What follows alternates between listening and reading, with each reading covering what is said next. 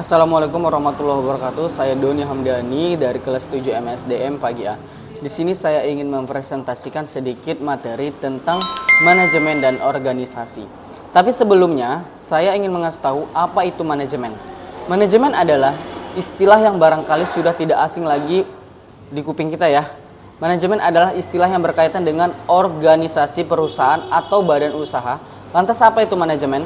Dalam Kamus Besar Bahasa Indonesia atau KBBI, artinya manajemen adalah penggunaan sumber daya efektif untuk mencapai sasaran. Selain itu, arti lain dari manajemen adalah pimpinan yang bertanggung jawab atas jalannya perusahaan dan organisasi.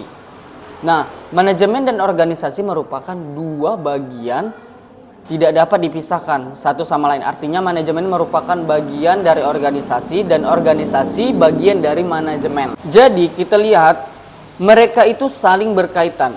Nah, dalam teori disebut bahwa manajemen merupakan alat untuk mencapai suatu tujuan, sedangkan organisasi itu tempat untuk mencapai tujuan tersebut. Manajemen juga diartikan sebagai proses perencanaan, perorganisasian, pelaksanaan, dan pengendalian untuk mencapai suatu tujuan tertentu. Pengertian lain dari manajemen adalah proses pengelolaan suatu kegiatan atau suatu dari awal hingga perusahaan tersebut berjalan dan juga bisa bangkrut. Ada beberapa fungsi yang terdapat dalam manajemen menurut Henry Fayol. Yang pertama itu perencanaan atau planning. Nah, saya jelaskan nih. Proses upaya mencapai tujuan misalnya dengan membuat strategi dan mengembangkan aktivitas kerja untuk mencapai tujuan organisasi. Dalam manajemen, proses perencanaan merupakan hal terpenting. Karena tanpa perencanaan, proses pengawasan dan pengarahan tidak akan pernah berjalan dengan baik.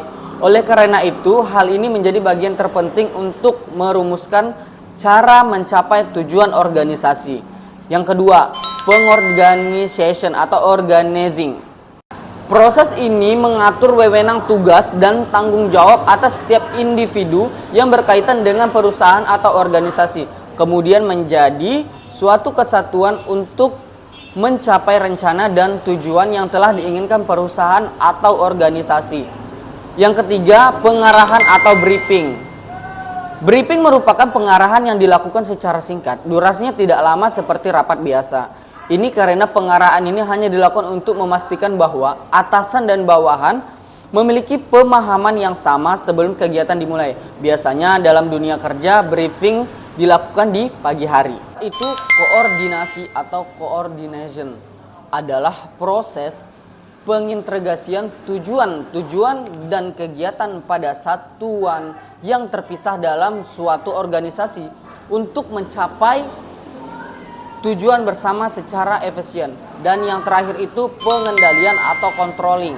Nah, saya jelaskan. Controlling adalah salah satu fungsi manajemen yang berupa mengadakan penilaian, bila perlu mengadakan koreksi sehingga apa yang dilakukan bawahan dapat diarahkan ke jalan yang benar dengan maksud dan tujuan yang telah direncanakan. Itulah beberapa fungsi yang terdapat dalam manajemen. Oke, sampai sini inilah yang bisa saya presentasikan dan saya ucapkan terima kasih.